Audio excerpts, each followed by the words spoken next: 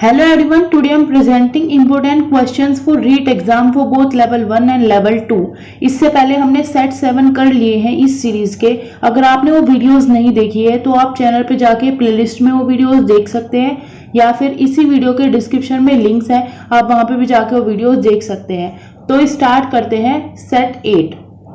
Our first question is Which of the following statement is incorrect about adolescence? Adolescence की बात हो रही है तो adolescence क्या है? वो पीरियड है डेवलपमेंट ऑफ सेल्फ आइडेंटिटी। बच्चे अपनी आइडेंटिटी को खुद डेवलप करते हैं और बहुत सारे इश्यूज आ जाते हैं इस एक पीरियड में, जैसे इंटीमेसी, इंडिपेंडेंसी और अप्रिशिएशन लेना दूसरे स्टूडेंट्स का, दूसरे लोगों का, बहुत सारी चीजें इसके अंदर आती है। और इसके अंदर क्या है कि जो आपका पीयर ग्रुप होता है, आपके फ्रेंड्स होते हैं, उनका ओपिनियन बहुत इंपॉर्टेंट हो जाता है आपके लिए जब आप एडोलेसेंस स्टेज में होते हो। तो यहाँ पे और फिर है कि the physical aspect of the outside world do not influence contribution of the self. तो ऐसा नहीं है, फिजिकल एस्पेक्ट बहुत बड़ा रोल प्ले करता है। जब भी आप कंस्ट्रक्शन ऑफ द सेल्फ की बात करते हैं, बच्चे अपने फिजिकल एस्पेक्ट पे, अपने लुक्स पे, हर एक चीज पे इस स्टेज में काफी ध्यान देते हैं और ये काफी क्रिटिकल स्टेज होती है डेवलपमेंट की। तो यहाँ पे हमारा करेक्ट, जो भी हमसे पूछा गया था कि कौन सा स्टेटमेंट इनकरेक्ट है, तो वो है ऑप्शन नंबर डी। तो हमारा यहाँ पे आंसर हो जाएगा option number D. Next question is achievement test can be given in. तो कितने वेज से दिया जा सकता है? तो यहाँ पे हमारा करेक्ट आंसर हो जाएगा ऑप्शन नंबर ए, यानी 2 वेज। 2 वेज होते हैं अचीवमेंट टेस्ट के। एक तो हमारा स्टैंडर्डाइज टेस्ट होता है और एक होता है टीचर मेड टेस्ट। अब स्टैंडर्डाइज टेस्ट क्या होता है? ये डेवलप किया जाता है to measure skills and knowledge learn in a given grade level, usually through planned instruction such as training और क्लासरूम इंस्ट्रक्शन। और जो भी टीचर्स या उनकी पूरी कमेटी, पूरी टीम बैठती है, वो सब मिलके, एक्सपर्ट्स बैठते हैं, वो सब मिलके स्टैंडर्डाइज टेस्ट बनाते हैं। और ये टेस्ट जैसे क्लास 8 के लिए कोई टेस्ट बनाया गया है तो ये हर एक स्कूल के अंदर जो क्लास 8 है सबके लिए एप्लीकेबल होगा। सबको आप ये टेस्ट सबके साथ कंडक्ट आप कर सकते हैं, हर एक क्लास के साथ। बट टीचर में टेस्ट क्या है कि टीचर अपनी क्लास को, जिस क्लास को वो पढ़ाता है, तो उसको देख के वो टेस्ट बनाता है। इसकी ऑब्जेक्टिविटी, रिलायबिलिटी का ज्यादा ध्यान नहीं दिया जाता, बट टेस्ट बच्चों को के अकॉर्डिंग, वो टीचर ने कितना सिलेबस कराया है या किस तरीके से, तो वो अपने हिसाब से वहां पे टेस्ट बनाते हैं। तो यहाँ पे जो करेक्ट आंसर होगा वो होगा option number A. Next question is this stage is also called a period of pseudo maturity. तो यहाँ पे करेक्ट आंसर हो जाएगा ऑप्शन नंबर बी। चाइल्डहुड की स्टेज में बच्चा ऐसा सोचता है कि मैं भी बड़ों जैसा हूं, वो ऐसा थोड़ा बिहेवियर करना शुरू कर देता है। तो ये होती है उसकी स्यूडो मैच्योरिटी, फॉल्स मैच्योरिटी एक तरीके से। और यही चाइल्डहुड की स्टेज होती है, इसको हम पीरियड ऑफ एक्सीलेंस भी बोलते हैं, क्योंकि इस स्टेज में बच्चे का काफी उसकी इंटरेस्ट है, वो काफी डेवलप होते हैं और बहुत सारे अमाउंट में उसकी फिजिकल, मेंटल ग्रोथ भी होती है, तो काफी अच्छा परफॉर्म करता है। तो ये पीरियड ऑफ एक्सीलेंस भी बोला जाता है चाइल्डहुड को। Next question is which of the following is not one of the 5 guiding principles for curriculum development according to NCEF 2005। तो 5 गाइडिंग प्रिंसिपल्स काफी इंपोर्टेंट है। बाकी एनसीईएफ 2005 किस पर बेस्ड है? तो ये कंस्ट्रक्टिविज्म पर बेस्ड है, ये भी आपसे पूछा जा सकता है। और इसके 5 गाइडिंग प्रिंसिपल है कि हमें कनेक्ट करना है जो लाइफ है आउटसाइड स्कूल उसको, एंड शिफ्ट करना है लर्निंग को रोट मेथड से, एंड एग्जामिनेशंस जो है उनको हमें फ्लेक्सिबल बनाना है, एजुकेशन को इंटीग्रेट करके चलना है क्लासरूम्स में, एंड हमें क्या करना है, enriching curriculum goes beyond textbook. Curriculum को ऐसे इंरिच करना है कि वो टेक्स्ट बुक के बियॉन्ड जाए। एंड जो लास्ट हमारा 5th गाइडिंग प्रिंसिपल वो है nurturing and overriding identity informed by caring concerns within the democratic polity of the country. यानी कि जो बच्चे को हमें ऐसा बनाना है कि वो डेमोक्रेटिक राइट्स के बारे में जानता हो, नेशनल यूनिटी के बारे में जानता हो, ये वैल्यूज बच्चे के अंदर डेवलप हो। तो यहाँ पे जो चीज हमारी जो एक 5 गाइडिंग प्रिंसिपल में नहीं आता है वो है ऑप्शन नंबर ए, यानी कि restoring the rote learning methodologies. हमें रोट लर्निंग को नहीं लेके आना है, हमें उससे दूर जाना है, शिफ्टिंग अवे होना है बेसिकली। तो यहाँ पे करेक्ट आंसर हो जाएगा option number A. Next question is according to RTE act 2009 medium of instruction should be, तो यहाँ पे करेक्ट आंसर होगा ऑप्शन नंबर ए, चाइल्ड की मदर टंग, चाहे वो हिंदी हो, इंग्लिश हो, कोई भी हो, उसी में आपको इंस्ट्रक्शन देना है बच्चों को। ये कहा था RTE एक्ट 2009 ने। Next question is the concept of fluid intelligence and crystallize intelligence were introduced by, तो यहाँ पे करेक्ट आंसर होगा option number C, sorry option number B यहाँ पे होगा हमारा सही, रेमंड कैटल। रेमंड कैटल ने ये कॉन्सेप्ट दिया था और फ्लूइड इंटेलिजेंस में उन्होंने बताया था जो इंटेलिजेंस हमारी हेरिडिटी से हमें मिलती है, हेरिडिटी यानी जिसको हम चेंज नहीं कर सकते। अब हेरिडिटली किसी में लॉजिक आ जाता है, किसी को बात करने का तरीका पहले से ही उसमें नेचुरली आता है, तो ये चीज फिक्स्ड होती है, तो इसको हम बोलते हैं फ्लूइड इंटेलिजेंस, अपने पेरेंट्स से उसको मिलती है। और बाकी बात करें क्रिस्टलाइज इंटेलिजेंस की, तो ये इंटेलिजेंस वो है जब हम यूज करते हैं जो भी प्रीवियसली एक्वायर्ड नॉलेज होती है हमारी, जो एक्सपीरियंसेस से हम सीखते हैं, तो उसे यूज करते हैं और आगे के आने वाली जो प्रॉब्लम्स है या करंट जो प्रॉब्लम्स है उनको सोल्व करते हैं, तो ये होती है क्रिस्टलाइज्ड इंटेलिजेंस। ये कुछ फिक्स नहीं होती, हमारे पास बहुत सारे एक्सपीरियंस अलग अलग हो सकते हैं और हम अलग अलग तरीके से हमारा डेवलपमेंट हो सकता है। तो ये दो फैक्टर दिए थे रेमंड कैटल ने।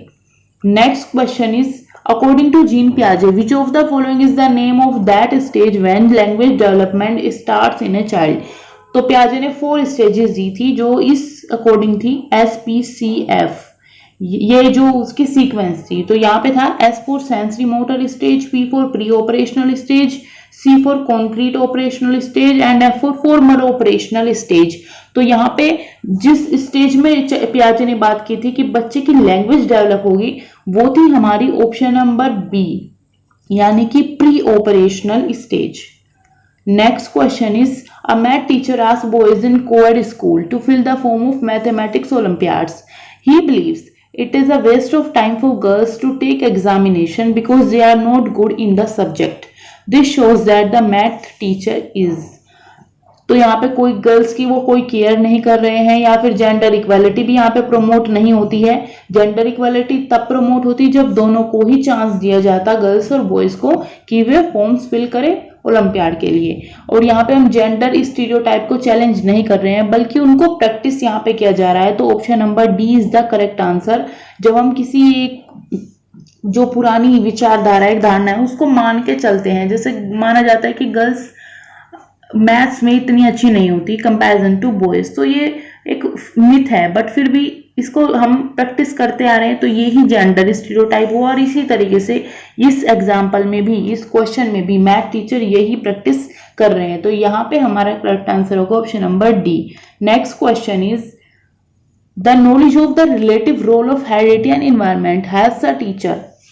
जब आपको हेरिडिटी और इन्वायरमेंट की नॉलेज हो तो ये टीचर को कैसे हेल्पफुल होगा, रेमेडियल क्लासेस को अरेंज करने के लिए, या एडिशनल सर्विसेज देने के लिए, या to cater the needs of individual differences या different individual and to deal with first generation learner. तो यहाँ पे करेक्ट आंसर हो जाएगा ऑप्शन नंबर सी।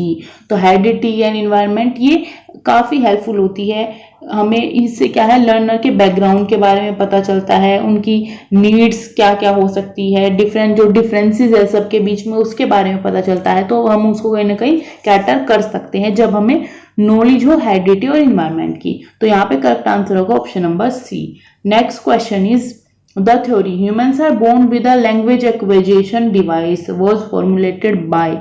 तो यहाँ पे करेक्ट आंसर होगा option number D, Noam Chomsky. Noam Chomsky ने LAD का कॉन्सेप्ट दिया था, यानी लैंग्वेज एक्विजिशन डिवाइस होती है हर एक ह्यूमंस में, जिससे वो लैंग्वेज को अपने एनवायरनमेंट से एक्वायर कर लेते हैं, उसे हमें सिखाने की जरूरत नहीं होती। ये बात की थी नोम चॉम्स्की ने, ये नेचुरल प्रोसेस होता है। Next question is school socialization of the child. तो प्राइमरी है, सेकेंडरी है, या कोई रोल प्ले नहीं करते या बहुत कम रोल प्ले करते हैं। तो स्कूल जो है काफी ज्यादा इंपॉर्टेंट रोल प्ले करता है सोशलाइजेशन ऑफ चाइल्ड, तो ये तो हमारे नहीं होंगे। बाकी बात करें तो प्राइमरी एजेंसी हमारी फैमिली होती है, जो बच्चे की स्टार्टिंग में बच्चे जिनसे इंटरेक्ट करते हैं, हमारी फैमिली मेंबर्स, वो प्राइमरी एजेंसी होती है सोशलाइजेशन की। बाकी स्कूल, प्लेग्राउंड, सोसाइटी, ये सब आती है सेकेंडरी एजेंसी ऑफ सोशलाइजेशन में। स्कूल प्लेग्राउंड में सेकेंडरी एजेंसी आ जाती है, तो स्कूल यहाँ पे क्या हुआ, option number B is a secondary agency of socialization of children. Next question is the concept of zone of proximal development was introduced by. तो ये ZPD का कॉन्सेप्ट यानी जोन ऑफ प्रोक्सिमल डेवलपमेंट का concept दिया था option number B, Vygotsky ने। और ZPD यहाँ पे होता है एक distance between both the learner is capable of doing unsupported, जब उसको कोई सपोर्ट ना मिले, and what they can do supported it, जब उन्हें कोई सपोर्ट मिले तब वो क्या कर सकते हैं, और जब उन्हें कोई सपोर्ट नहीं मिलता तो उनके बीच के जोन को हम बोलते हैं जोन ऑफ प्रोक्सिमल डेवलपमेंट। और यहाँ पे जब उन्हें सपोर्ट की बात आती है तो वो सपोर्ट मिलता है MKG या MKO sorry, more knowledgeable other person थे, जो उससे ज्यादा नॉलेजेबल होते हैं वो उसको बताते हैं। तो यही कॉन्सेप्ट दिया था वाइगोत्स्की ने। Next question is who propose the theory of observational learning. तो यहाँ पे करेक्ट आंसर हो जाएगा ऑप्शन नंबर डी। जब भी ऑब्जर्वेशनल लर्निंग की बात की जाए तो आपको याद रखना है ये थ्योरी दी थी अल्बर्ट बंदूरा ने। अब देखते हैं next question. Next question is which of the following is not a symptom of dyscalculia. Dyscalculia basically कैलकुलिया calculation से रिलेट करा है, तो आप समझना मैथमेटिक्स से रिलेटेड जो डिसेबिलिटी होती है, जहाँ पे बच्चों को मैथ्स के लॉजिक कैलकुलेशन वगैरह समझ नहीं आती, वो होता है डिसकैलकुलिया। और इसके अंदर कौन सा सिम्टम नहीं है, देखिए मैथ रिलेटेड वर्ड प्रॉब्लम में डिफिकल्टी सही है, trouble with understanding the time sequence of event ये भी सही है, trouble in recognising logical information ये भी सही है। बाकी difficulty in learning songs and rhythm ये इसका कैरेक्टर नहीं है, इसके सिम्टम नहीं है, तो यहाँ पे करेक्ट आंसर हो जाएगा ऑप्शन नंबर डी। ये सॉन्ग्स रिदम ये मैथ से रिलेट नहीं करते हैं। Next question is which of the following is the role of teacher in curriculum development. वो इम्प्लीमेंट करता है, वो करिकुलम को अडेप्ट करता है, वो करिकुलम को डेवलप करने में हेल्पफुल होता है, डेवलप करता है, एज ए डेवलपर वर्क करता है। तो यहाँ पे हमारा करेक्ट आंसर होगा ऑप्शन नंबर डी यानी all of the above. Next question is if performance on one task improve और facilitate the performance on another task is called.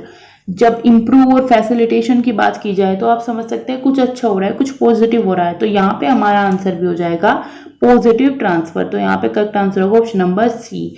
तो यहाँ पे क्या हो रही है, पॉजिटिव ट्रांसफर ऑफ लर्निंग हो रहा है। जब आप एक चीज सीखते हैं, जैसे आपने मैथ्स में कैलकुलेशन सीखी और वो आपके फिजिक्स में, केमिस्ट्री में और जगह काम आई, तो ये क्या हुआ, आपकी जो लर्निंग है उसका पॉजिटिव ट्रांसफर हुआ। तो यहाँ पे करेक्ट आंसर होगा option number C. Next question is which of the following is the most suitable to improve children's learning. यहाँ पे क्या है, टीचर एक्सप्लेन करेगा कंटेंट को using different examples and illustration, तो सही बात है। All types of teaching learning material should be there in the class, ये भी सही है। Teacher should facilitate children to interact with each other on real life situation, बिल्कुल सही। Regular assessment test should be conducted. तो यहाँ पे क्या है, हमें सारे ही एग्जाम्पल बिल्कुल सही लग रहे हैं, लेकिन यहाँ पे पूछा गया आपसे मोस्ट सुटेबल, क्योंकि उन्हें भी बताया कि सारी क्राइटेरिया होना चाहिए, बस सुटेबल आपके लिए अकॉर्डिंग क्या होना चाहिए। तो यहाँ पे हम आंसर करेंगे ऑप्शन नंबर सी। जहाँ पे भी आपको लगे कि बच्चों को रियल लाइफ से हमें कनेक्ट करना है, क्योंकि एनसीईआरटी भी यही बात करता है, बच्चों को रियल लाइफ से कनेक्ट करना है, तो ऐसे में आप वही आंसर टिक करेंगे जहां जिस ऑप्शन में रियल लाइफ कनेक्शंस की बात हो। तो यहाँ पे करेक्ट आंसर होगा option number C. Next question is which of the following should not be followed by the teacher while dealing with the disabled children. तो teacher should boost the motivation of the child, तो बिल्कुल सही है। Teacher should divide the complex task into the sub units, ये भी सही है, ताकि बच्चा इजीली समझ पाए कॉन्सेप्ट को।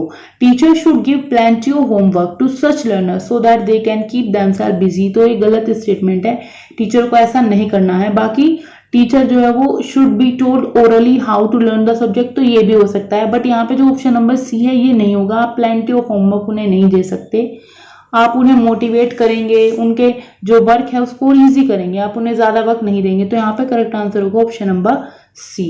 Next question is learn need theory was proposed by, ये है हमारी लर्न नीड थ्योरी, और इसको प्रपोज किया था ऑप्शन नंबर सी यानी मैकक्लेंड ने, और इन्होंने 3 मोटिवेशंस की बात की थी। जो 3 मोटिवेटर हमारे अंदर होते हैं, हर एक ह्यूमन के अंदर होते हैं, उसकी बात की थी। तो ये 3 मोटिवेटर थे, एक तो था नीड फॉर अचीवमेंट, एक था नीड फॉर एफिलेशन, एक था नीड फॉर पावर, हमें अचीवमेंट की, फिर उसके बाद हमें एफिलेशन की, और फिर हमें पावर की नीड होती है। तो ये सब मोटिवेटर वर्क करते हैं हमारी लर्न नीड थ्योरी में। तो यहाँ पे करेक्ट आंसर होगा ऑप्शन नंबर सी।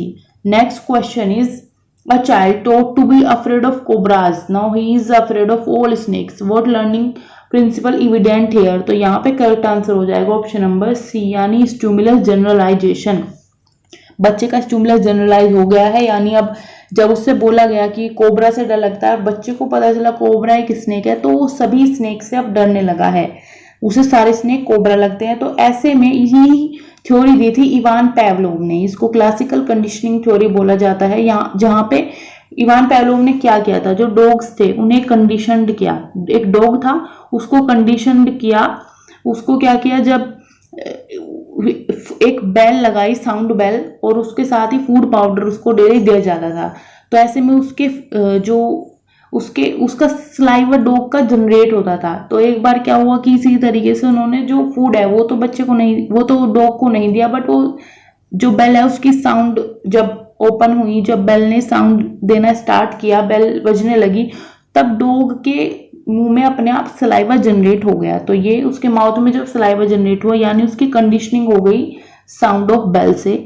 तो यहाँ पे इसी तरीके से बच्चे के साथ है कि कोबरा को से उसे डर लगता है, तो ऐसे में वो सभी स्नेक से उसे डर लगेगा, तो उसकी कंडीशनिंग हो चुकी है। तो ये हो गया हमारा कॉन्सेप्ट ऑफ स्टिमुलस जनरलाइजेशन। तो यहाँ पे करेक्ट आंसर होगा ऑप्शन नंबर सी। आपके आउट ऑफ 20 कितने क्वेश्चन सही हुए, तो ये आप कमेंट सेक्शन में बता सकते हैं। बाकी जो भी आपके फ्रेंड्स या कोई भी लोग रीट एग्जाम की प्रिपरेशन कर रहे हैं या सीटेट की भी प्रिपरेशन कर रहे हैं, तो आप ये वीडियो उनके साथ शेयर कर सकते हैं। ये वीडियो उनके लिए काफी हेल्पफुल होगी। Thanks for watching.